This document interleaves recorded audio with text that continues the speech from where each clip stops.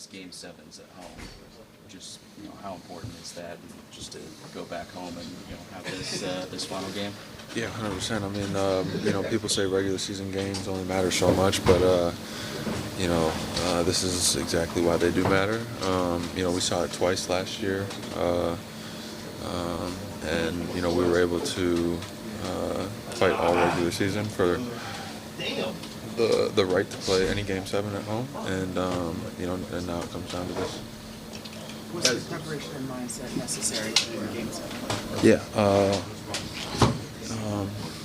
I feel like at this point in the series, there's no huge reworks and changes. There's going to be stuff that the coaches give us before the game, and we have to key in on what they give us and what we need to do out there. And then at the end of the day, it's just leave everything out there. Because it's game seven. It's there's nothing to save anything for, if that makes sense. You guys spoke entering the series about enjoying facing this level of competition, being tested, and you're 6 games in, going to 7. Can you speak to just the total group effort it is taking, and this is pushing you guys to? Yeah, no. You don't. You can either love winning or love competing, it's really.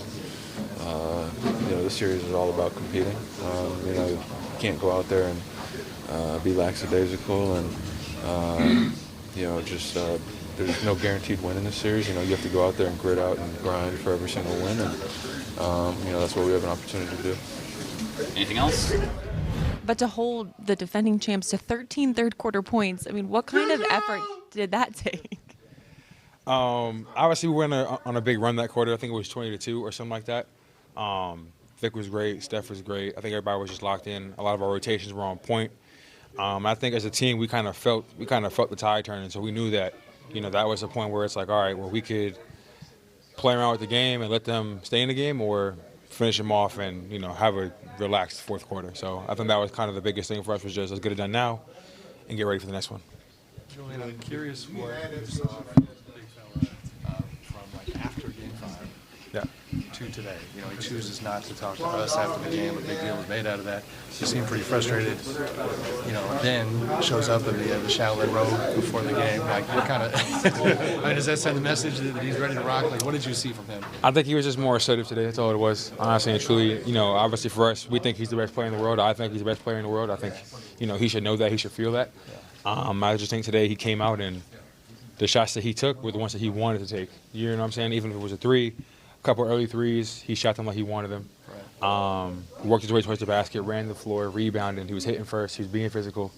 And I think he just showed his dominance the whole night. Did he move like himself between games in terms of just being vocal and not vocal, or did he get quiet, or maybe how did I mean, he was himself. Obviously, the game we lost in OKC Game 5 was a tough one for all of us. We wanted to go in there and get that one and have an opportunity to close it on our home court. Yep.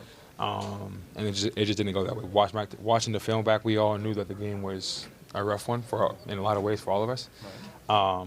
So I think it's natural to be frustrated after a game like that, and him probably wanting to play better. That's just who he is as a person. But it didn't change his approach, his personality, who he is as a person. He came in here, was the same guy, smile on his face, leader of the team, did his thing. Yeah.